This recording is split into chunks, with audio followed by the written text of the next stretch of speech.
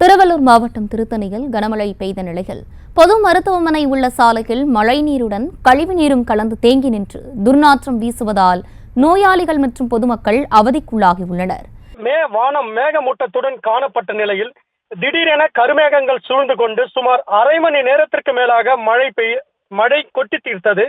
இதனால் திருத்தணி அரசு மருத்துவமனை மற்றும் ஆறுமுகசாமி கோயில் தெரு உள்ளிட்ட பகுதிகளில் மழைநீருடன் கழிவுநீர் கலந்து குளம்போல் தேங்கி நிற்பதால் மருத்துவமனைக்கு செல்லும் நோயாளிகள் மற்றும் பொதுமக்கள் கழிவு நீரில் நடந்து செல்ல வேண்டிய அவசியம் ஏற்பட்டுள்ளது.